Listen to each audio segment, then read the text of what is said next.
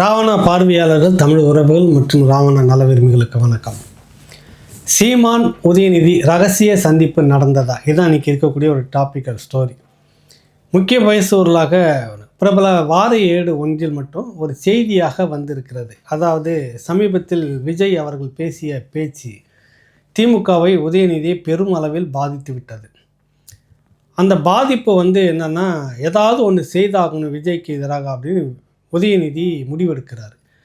அதன் பேரில் எதிரிக்கு எதிரி தனக்கு நண்பன் என்பதால் நாம் தமிழர் கட்சி நமக்கு எதிரியாக இருந்தாலும் பரவாயில்ல, ஆனால் அது விஜய்க்கு இப்போதைக்கு எதிரியாக இருக்குது, அதனால் நாம் தமிழர் கட்சி நம்ம பயன்படுத்துவோம் அப்படின்ற முடிவுக்கு வராராம்.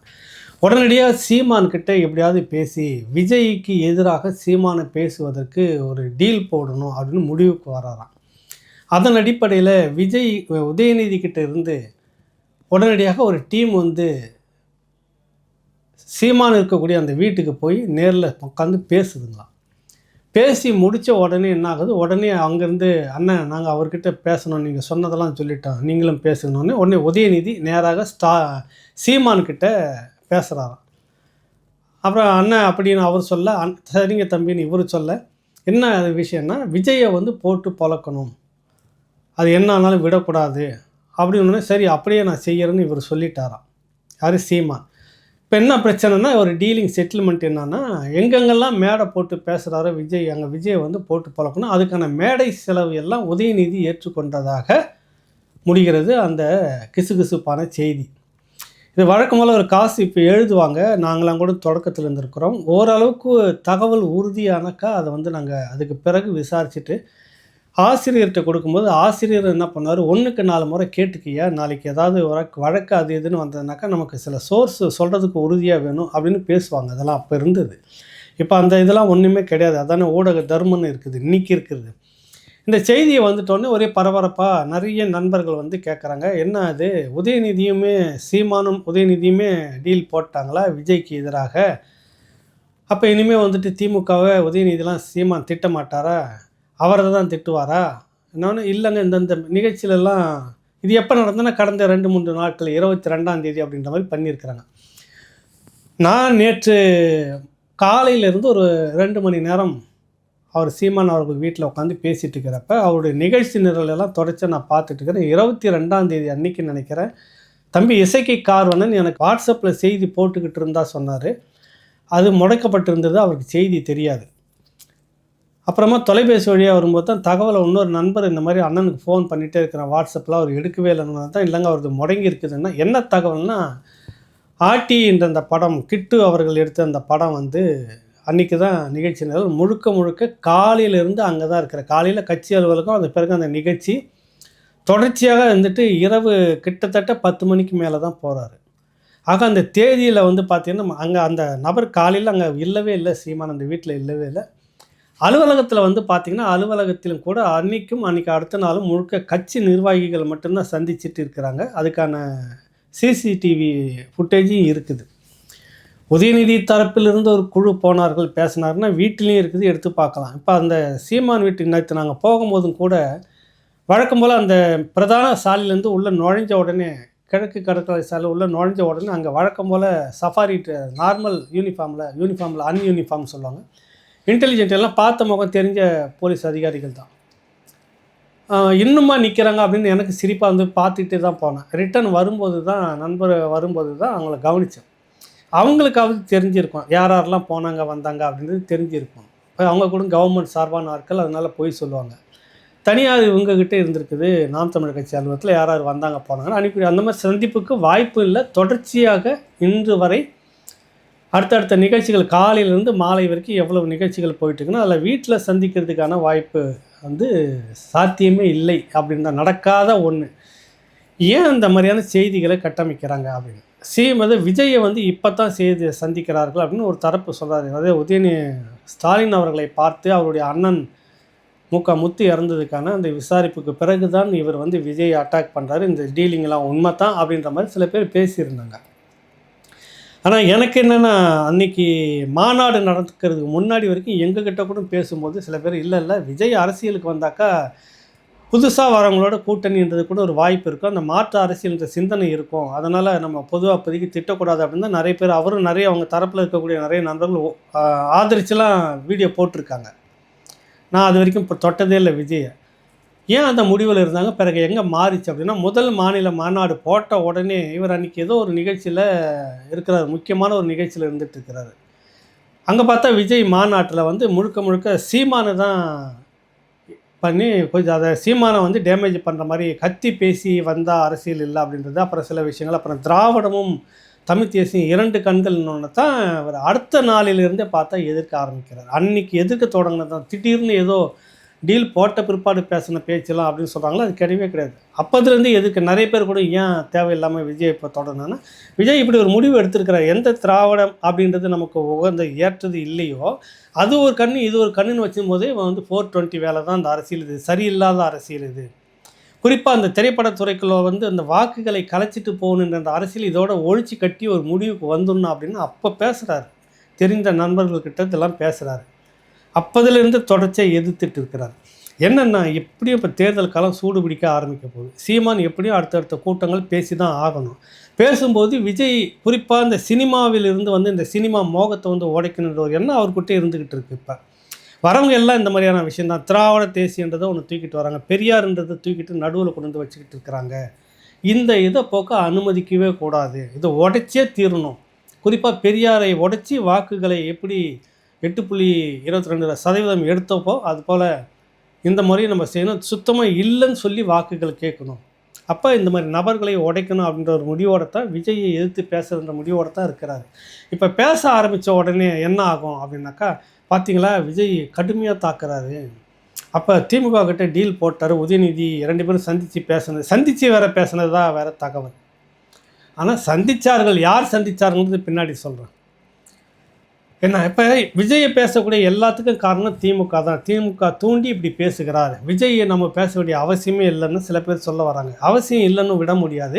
இது ஒரு மோசமான அரசியல். திரைப்படத்துறைக்குள்ள வந்து ரசிகர் பட்டாத ஒரு கட்டமைக்கப்படாத ரசிகர் குஞ்சுகளை வந்து வச்சு தவறான அரசியலுக்கு கொண்டு வந்து ஒரு இந்த மண் சார்ந்த எந்த அரசியல் நலனும் அவர்களுக்கு போதிக்கப்படாமல், அவர்களுக்கு வகுப்பு எடுக்காமல், தானும் அரசியலை தெரிஞ்சிக்காமல் தத்துக்குட்டித்தனமாக யாரோ எழுதி கொடுத்ததை வந்து எழுதி பேசி கொண்டுட்டு போயிட்டு அதன் மூலமாக ஒரு வாக்குகளை அதிகாரத்துக்கெலாம் பார்க்க முடியாது. அதை நான் உறுதியாக சொல்லிடுறேன். நேராக கோட்டைக்குன்றார்ல, அது கோட்டைக்கும் போகாது, வேறு எதுக்கும் போகாது. அது இந்த வாக்குகளை பிரிக்கிற யுத்திக்கு யூஸ் ஆகும். அது இனி நடக்கக்கூடாதுன்றதில் உறுதியாக இருக்குது நாம் தமிழர் கட்சி தம்பிகள் தெளிவாக பேசிகிட்டு இருக்கிறாங்க.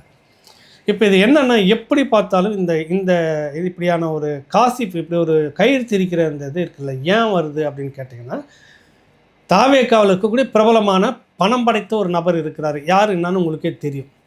நல்லா உயர்ந்த, நான் சொல்கிறது குணத்தால் உயர்ந்தவர்னு நினச்சிக்கலாம் நீங்கள் அப்படின்னு வச்சுக்கோங்க. அவருக்கு என்னென்னா, இப்போ தாவேக்காவை எப்படியும் என்டிகே நாம் தமிழர் கட்சி கடுமையாக தாக்கும். ஏன்னா அந்த சித்தாந்தம் கோட்பாடு ஒரு கொள்கை வரைவும் இல்லாமல் ஒட்டுமொத்தமாக வந்து கும்மி அடிச்சுட்டு போகிற போக்க விடக்கூடாதுன்ற ஒரு நோக்கம் இருக்குது. அதே நேரத்துக்கு திராவிடத்தின் மீதான, அது குறிப்பாக திமுக மீதான விமர்சனம் கட்டாயம் நாம் தமிழர் கட்சி வைக்கும். அது உதயநிதியாக இருந்தாலும் என்ன, ஸ்டாலினாக இருந்தாலும் என்ன, அவருடைய அப்பா கருணாநிதியாக இருந்தாலும் என்ன, அன்றைக்கி சொன்னது தான் இன்றைக்கி என்றைக்காக இருந்தாலும் அந்த பேனாவை உடைப்போம். அதில் தான் உறுதியாக இருக்குது. அப்புறம் உதயநிதி எப்படி ஆதரவாக இருக்க முடியும்? அதுக்கு ஒரு கோஸ்ட் இங்கேருந்து போயிட்டு இன்னொரு கட்சிகளை அடைக்கலம் புகுந்திருக்கிற கோஸ்டிங்க, அது அப்படி தான் திட்டுனா தான் அது வந்து பெப்பு இருக்கும். அப்படி திட்ட சொல்லி தான் திமுக கொடுக்குது. அப்புறம் ஒரு பக்கம் அதிமுகவும் காசு கொடுக்குது. அப்புறம் பக்கம் பாஜகவும் காசு கொடுக்குது. இவங்களாம் என்னத்துக்கு கொடுக்குறாங்கன்னா, நாம் தமிழ் கட்சி சீமான் இவங்களாம் திட்டணுன்றதுக்குன்னே கொடுக்குறாங்களாம். எப்படிப்பட்ட ஒரு நாளாந்தர பிரச்சாரத்தை யுத்தியை கையாளுறாங்க பாருங்கள். இப்போ இங்கே வருவோம். அந்த உயர்ந்த மனிதர் என்ன பண்ணுறாரு, தாவேக்காவில் இருக்கக்கூடிய உயர்ந்த மனிதர் குறிப்பிட்ட 4 இடத்துக்கு போயிட்டு வாய் வச்சுட்டு வந்து இப்போ ஒரு பக்கமாக பிரதான திராவிட கட்சியில் அதிக வாக்குகள் இருக்கக்கூடிய அந்த பக்கத்தில் போய் ஒதுங்கிட்டு, நான் தான் எல்லாத்தையுமே வந்துட்டு ஆர்கனைஸ் பண்ணுறேன், நான் தான் வந்து டீல் பண்ணுறேன் அப்படின்ற மாதிரி இருக்கக்கூடிய ஒரு நபர் சுழட்டிக்கிட்டு இருக்கிறவர். அவர் தான் இவரை வந்து சந்திக்கிறார். யாரை? உயர்ந்த மனிதனை.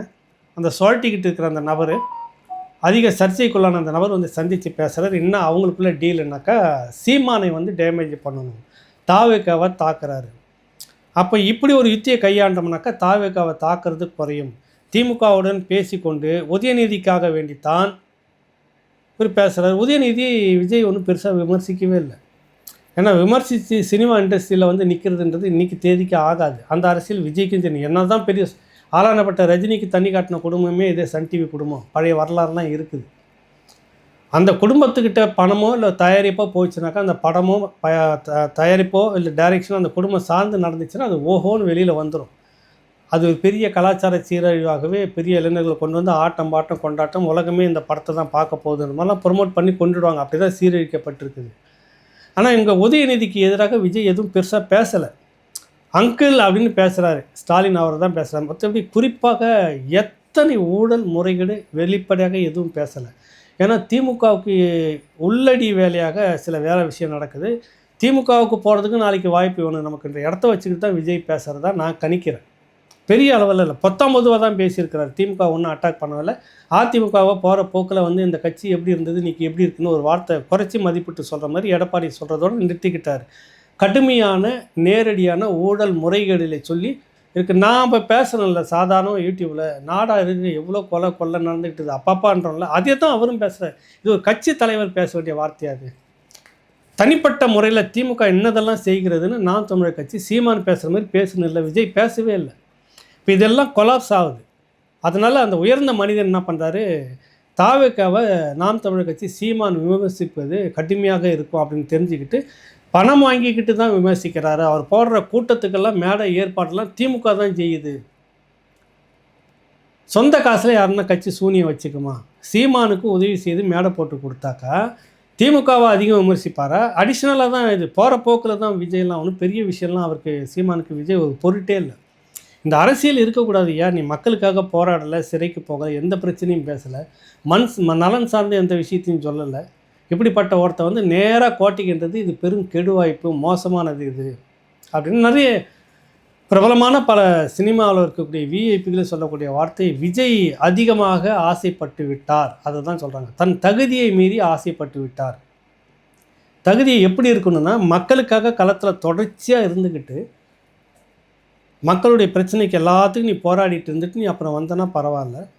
திடீர்னு தொடங்குனீங்க 2வது மாநிலம் 3வது மாநாட்டுக்கு முன்னாடி ஒரு தேர்தல், உடனே நேராக கோட்டைக்குன்னா அது புரியலை இல்லை. அது அளவுக்கு மீறின தகுதி நிறைய நட்சத்திரங்கள் சினிமா நட்சத்திரங்களே சொல்லுது. புரியுதில்ல? இந்த நிலையில் தான் வந்து ஒரு உயர்ந்த மனிதன் தாவேக்காவில் இருக்கக்கூடிய அவர் இது கட்டமைக்கிறார். தனக்கு இருக்கக்கூடிய பொலிட்டிக்கலாக சில பத்திரிகையாளர்கள்லாம் அவர் இருக்கக்கூடிய அலுவலகத்துக்கு இந்த காசிஃபை கிளப்பி விடுறது, சில ஊடக தொடர்பில் இருந்துக்கிட்டு இருக்கிறவங்க ஒன்று சொன்னால் அதிகமாக ஈடுபடுதுன்ற அந்த நபர்களெல்லாம் தொடர்ச்சியாக அவர் சந்திச்சுட்டு இருக்கிறார், கூப்பிட்டு பேசிக்கிட்டு இருக்கிறாரு. அவர் மூலமாக தான் இந்த விஷயம் கசிய விடப்பட்டு இப்படி ஒரு செய்தி வருது. இன்டெலிஜென்ட் இதில் விசாரித்தா அப்படி ஒரு சந்திப்பே இல்லை. இன்றைக்கி தேதிக்கு உதயநிதியும் சீமான் அவர்களும், அதாவது திமுகவும் நாம் தமிழர் கட்சியும் தான் ஜென்ம விரோதிகளாக இருக்கிறார். ஏன்னா எப்படி பார்த்தாலும் நமக்கு வாக்கு வங்கி குறைகிறது சரிகிறதுனாக்கா அது சீமானுடைய பிரச்சாரத்தால் மட்டுமே தான் இருக்கணும் உறுதியாக நம்புகிறாங்க. வேறு யாரும் இந்த பிரச்சாரத்தை அதிமுக கூட அவ்வளோ வலுவாக வைக்கலை. அது ஒரு பிரதான எதிர்க்கட்சின்ற நிலையில் இருக்குது. அவர் ஆளுங்கட்சி தரப்பில் இருக்கக்கூடிய குறைபாடுகளையும் ஊழல்களையும் முறைகேடுகளையும் சுட்டி காட்டுகிறார்கள். ஆமாம், நீங்கள் இருந்தபோது மட்டும் என்ன நடந்தது, நீங்களும் ஊழல் செய்யலையா, உங்களுக்கு முறைகேடு நடக்கலையா, நீங்கள் அப்படியான 2 பேரும் குடிம்பு பிடி சக்கலத்தி சண்டை மாதிரி பிடிச்சி நிற்கிறாங்க. அவ்வளவுதான். அடிப்படையில் மக்கள் மத்தியில் கொண்டு போய் பேசி எல்லாத்தையும் முறையாக பரப்பிக்கிட்டு இருக்கிறது நாம் தமிழர் கட்சி. அதிக பாதிப்பு திமுகவுக்கு நாம் தமிழர் கட்சியால் தான். சமீப காலமாக இது வரைக்கும் தன்னுடைய அந்த திமுகனுடைய அந்த நிலைப்பாட்டினுடைய செல்வாக்குலேருந்து ஒரு சரிவு வந்திருக்குதுன்னா, சரிவு இல்லாமல் ஐயா சுப்பவீர பாண்டியன் கொதிச்சு போய் ஒரு மீட்டிங் போட்டு சீமானை திட்டுறதுக்கு எல்லாம் ஏற்பாடெல்லாம் பண்ண மாட்டாங்க. அந்த நடிகையை வந்து செலவு பண்ணி கொண்டுட்டு வர வேலையெல்லாம் பண்ண மாட்டாங்க. அது திமுகவுக்கு பாதிப்பு இல்லைன்னு ஏன் அதெல்லாம் சீமானுக்கு எதிராக செய்யணும்? இவ்வளவும் சீமானுக்கு எதிராக செய்துக்கிட்டு அந்த சீமானுக்கிட்டே டீல் போட்டு நீங்கள் விஜயை திட்டுங்க, நாங்கள் உங்களுக்கு மேடை போட்டு கொடுக்குறோன்னா மேடையில் விஜயை மட்டுமே தான் திட்டிக்கிட்டு இருப்பாரா? ஆளுங்கட்சியை தான் திட்டணும். ஆளுங்கட்சி இன்றைக்கி மத்தியில் மோடி அரசு இருக்குது, இங்கே திமுக இருக்குது, இதை தான் திட்டுவாங்க.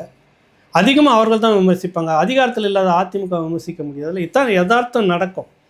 அப்போ எப்படி இருந்தாலும் சீமான் தமிழக வெற்றி கழகம், அதாவது விஜயை திட்டி ஆகணும், விமர்சனம் பண்ணி ஆகணும், திமுகவை விமர்சனம் பண்ணி ஆகணும். இதான் நடக்கும். இதுதான் யதார்த்தம். இதில் விஜயை மட்டும் தனியாக எடுத்துக்கிட்டு இவரை திட்டுவதற்கு திமுக மேடை போட்டு கொடுக்குன்னு இப்போவே கட்டமைச்சிட்டு இருந்தால் நாளைக்கு தொடர்ச்சியாக சீமான் ஒரு வேளை இந்த மாதிரி தாவேக்காவையும் அட்டாக் பண்ணும்போது பார்த்தீங்களா திமுகவிடம் பணம் வாங்கி விட்டு பேசுகிறார் அப்படின்ற ஒரு கட்டமைப்பை உருவாக்கணும். அதன் மூலமாக ஒரு செட்பேக், இதெல்லாம் வந்து ஒரு யுத்தி, உளவியல் யுத்தி, மக்கள்கிட்ட பரப்புகிற உளவியல் யுத்தி. இது பணம் இருந்தால் யார் வேணாலும் செய்ய முடியும். எனக்கிட்ட கூட சில கோடிகள் இருந்துச்சுன்னா நாளைக்கே வேறு ஒரு விஷயத்தை இதே போல் கிரியேட் பண்ணி அதை இதே போல் கொண்டு வந்து ஒரு பிரபலமான பத்திரிகை சோர்ஸ் அதுக்குன்னு இருப்பாங்க, அவங்கக்கிட்ட கொடுத்து பேச சொல்லி அதன் மூலமாக வர வச்சிட்டோம்னா இந்த பக்கம் ஒரு பெரிய டீமை பிடிச்சி அதிகபட்சமாக போகக்கூடிய யூடியூப் சேனலை பிடிச்சி 2 இடத்துல பேச வச்சுட்டோம்னா முடிஞ்சு போச்சு. பணம் இருந்தால் செய்ய முடியுது. பணம் இருக்குதுன்னு அந்த உயர்ந்த மனிதர் செய்யக்கூடிய அந்த வார்த்தை இதுதான். இதை தாண்டி உதயநிதி தரப்பும் அல்லது சீமானும் நேரடியாக சந்தித்தாருன்னு எங்கே சந்தித்தாங்க, எங்கே போனாங்க, அந்த இந்நேரம் ஆளுங்கட்சி இது பெரிய விஷயமாச்சு, இதை எடுத்து போட்டிருக்குமே நேரம். அங்கே இருக்கிற சிசிடிவி ஃபுட்டேஜே எடுத்து போட்டு நேரம் அந்த ஏரியாவில் அவங்க வண்டி வாகனம் போகிறது, இவங்க போய் இறங்குறது, குறைஞ்சபட்சம் வாகனமாவது போகணும் இல்லை அந்த இடத்துல இறங்குறது, இது எல்லாமே அந்த பக்கத்தில் சுற்றி அதெல்லாம் முழுக்க முழுக்க விஐபிகள் ஏரியாவாக இருக்குது. அது உள்ளே நுழைஞ்சு கொஞ்சம் தூரம் போயிட்டு ரைட்டில் எடுத்துகிட்டு வந்தீங்கன்னா விஜய் வீடு, அடுத்தது பாரதி ராஜா அவர்களுடைய வீடு, இப்படி எல்லாம் பெரிய பெரிய விஐபிகள் இருக்க இடமா இன்றைக்கி மாறி போச்சு. எங்கே சுற்றி பார்த்தாலும் சிசிடிவி கேமரா இருந்துக்கிட்டு இருக்குது. இந்த நம்பிக்கையில் தான் உளவுத்துறையாக உட்காந்துட்டு இருக்குது. யார் யாரை பார்க்க போகிறாங்கன்ட்டு தெளிவாக தெரிஞ்சிடும். அந்த பக்கம் பார்த்தீங்கன்னாக்கா வெவ்வேறு பனையூர் ஒரு நம்ம அன்புமணி ராமதாஸ் இருக்கிறார்ல, அவருடைய அந்த இதுவும் அந்த பக்கம் தான் கொடி பறந்துட்டு நிறைய நிர்வாக கட்டமைப்புலாம் அங்கே தான் இருக்குது. அதனால் நம்ம உட்காந்த இடத்துலேருந்து பார்த்துட்டு இருக்கலான்னு உளவுத்துறை அங்கங்கே சிசிடிவி தான் நம்பிட்டு இருக்குது. இந்த சூழ்நிலையில் அவர் வீட்டுக்கு ஒரு டீம் போச்சான்.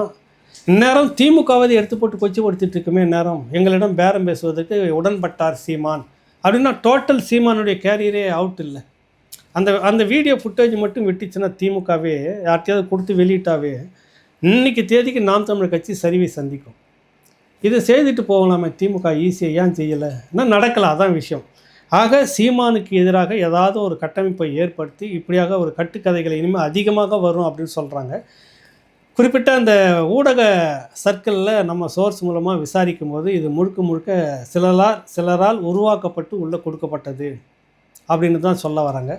அது அந்த நிர்வாகத்துக்கு தெரியுமா தெரியாதுன்னு தெரியாது. நிர்வாகம் எல்லாத்தையுமே கண்டுக்காது. ஒரு செய்தி வருது உள்ளே வச்சுட்டு போயிட்டே இருக்கும். அங்கே இருக்கக்கூடியவர்களுக்கும் வெளியில் இருந்த அந்த உயர்ந்த மனிதனுடைய தரப்புக்கும் என்ன டீலுன்றது ஒன்று இருக்குது. இதையும் நம்ம பார்க்கணும். நிறைய இந்த மாதிரிலாம் நடக்கும். அதுவும் தேர்தல் நெருங்க இப்படியான செய்திகள் கட்டுக்கதைகள் வெளியில் கொண்டு வரதுக்கு நிறைய நடக்கும்.